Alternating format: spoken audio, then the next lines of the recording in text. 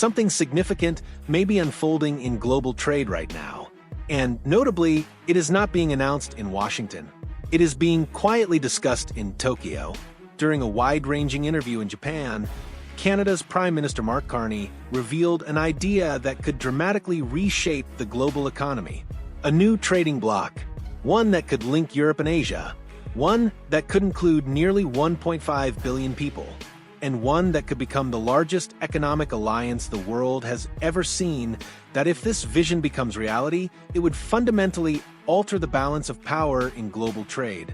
It would also send a clear message about how countries are responding to the instability created by Donald Trump's economic strategy. The second thing is that at the core of that speech, the pivot in the middle of the speech is towards a positive agenda. Okay, we have these challenges, integration's being weaponized. What do you do about it? Well, you go find countries that share your values on specific issues. They're not going to share your values on everything. And then you build together. And you recognize at the same time, and this is maybe where I should have started, is that you can't be truly sovereign, you can't be truly independent just by yourself. But if you pair up with somebody who's going to use that relationship against you, then of course, again, you're not truly sovereign, truly independent. During the interview, Carney made something very clear. The global system that governed trade and economic cooperation for decades is no longer functioning the way it used to. According to him, the world is going through what he described as a rupture in the global order. Economic integration, once designed to promote cooperation, is increasingly being used as a weapon by Trump. Supply chains are being manipulated, trade relationships are becoming geopolitical tools, and economic pressure is replacing traditional diplomacy. This is the environment countries are now operating in. And it is forcing governments to rethink how they protect their economic sovereignty. Because if your economy depends too heavily on one partner, that partner can use that dependence against you. One of the main forces driving this shift is the economic nationalism coming out of Washington. Under Donald Trump, tariffs have become a central political tool. Allies have been threatened with trade barriers, supply chains have been disrupted, and long-standing agreements have suddenly become uncertain. For countries like Canada, that creates a major strategic problem, because when the world's largest economy starts using trade as leverage, other nations have to adapt quickly. And that is exactly what Mark Carney appears to be doing. Instead of waiting to see what happens next, Canada— You're not going to agree with everybody on everything at the same time or with the same intensity and prioritization. So the coalition of the willing, which is backstopping Ukraine, it's quite broad, but it's not everybody. And that is different than who will come together on critical minerals, for example. And it's different from something that is, again, bigger, much more ambitious, which is something we are working with the Australians and others, which is to bring together the Trans-Pacific Partnership, CPTPP, and the European Union as one connected trading bloc of 1.5 billion people. In fact, would be the biggest, far and away, the biggest trading bloc in the world. And that's what you can do when you search for issues where you have common ground. During the interview, Carney made one thing very clear. The global system that governed trade and economic cooperation for decades is no longer working as it once did. According to him, the world is experiencing what he described as a rupture in the global order. Economic integration, once designed to promote cooperation, is increasingly being used as a weapon. Supply chains are being manipulated, trade relationships are becoming geopolitical tools. Economic pressure is replacing traditional diplomacy. This is the environment countries now operate in, and it is forcing governments to rethink how they protect their economic sovereignty.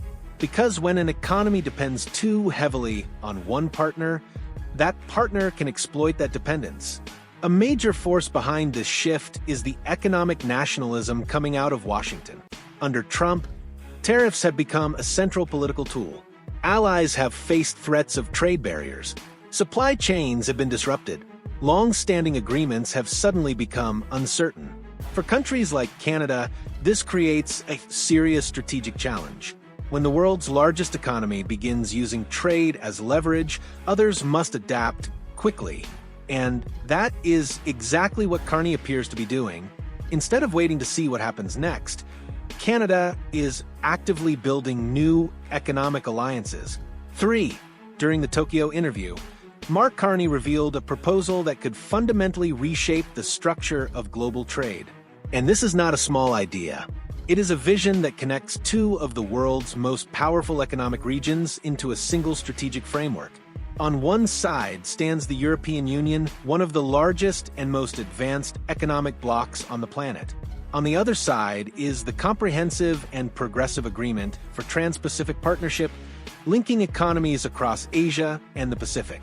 Carney's idea is to bring these systems closer together, not as parallel partnerships, but as a connected economic space. If that happens, the combined market would represent roughly 1.5 billion people, stretching from Europe across the Atlantic through North America and across the Pacific into Asia. The implications would be enormous. A connected EU-Pacific framework would instantly become the largest trading bloc in the world, larger than the United States, larger than China, powerful enough to shape global standards for commerce, supply chains, and industrial cooperation. In practical terms, companies within this system would gain access to a vast network of markets. Supply chains could extend seamlessly across continents. Critical industries from energy and manufacturing to technology and rare minerals could operate within a massive integrated ecosystem. Rather than a world dominated by a handful of economic superpowers, this would create a coalition-based global market focused on collective resilience. And we're negotiating a free trade agreement with Philippines. We've launched negotiations with Thailand. The ASEAN group of countries, we're in what we hope this year will be the final stages of that free trade negotiation. Of course, I'm just coming here from Australia, where we really stepped up the relationship. We have a great relationship, Canada and Australia, but it could be far, far deeper. I think that's something Prime Minister Albanese and myself, our cabinets agreed. And then also India, and deepening. So there is a natural, we have deep ties with Europe. We have deep institutional ties. CETA is one example, the free trade agreement with the European Union. We're basically treated as a domestic producer as part of their defense, the European defense procurement process. So all of that's there. That gets deepened. This is where Canada's strategy becomes especially interesting. Canada already maintains deep trade ties with both sides of this potential alliance. It has a comprehensive trade agreement with the European Union, and it is a key member of the Trans-Pacific Partnership. That puts Canada in a unique position to act as a bridge between these economic systems. While the United States becomes more inward-looking, Canada is moving in the opposite direction. It is expanding outward, strengthening alliances, and positioning itself at the center of a new global economic network. Carney also made clear that this system will not resemble the old model. Instead of rigid alliances, countries will increasingly form issue-based coalitions. Some partnerships will focus on trade, others on defense, others on critical minerals, technology, or energy. Carney described this as a model of variable geometry alliances, flexible cooperation designed for a more unpredictable world. If this idea moves forward, the impact could be historic. A combined EU-Pacific trading bloc would influence global regulations, shape supply chains, and define how international trade functions for decades. It would create a new center of gravity in the global economy. And that center would not be Washington. It would be a coalition of countries working together across continents.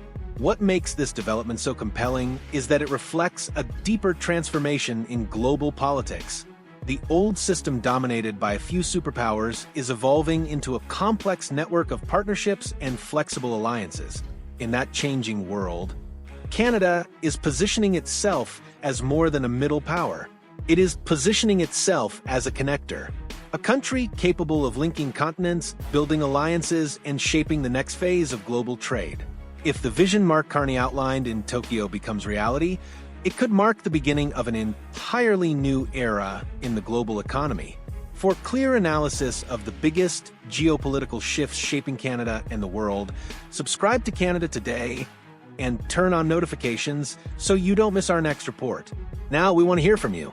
Do you think Mark Carney's strategy of building global alliances is the right response to instability in the global trading system? Or should Canada take a different approach? Share your thoughts in the comments below.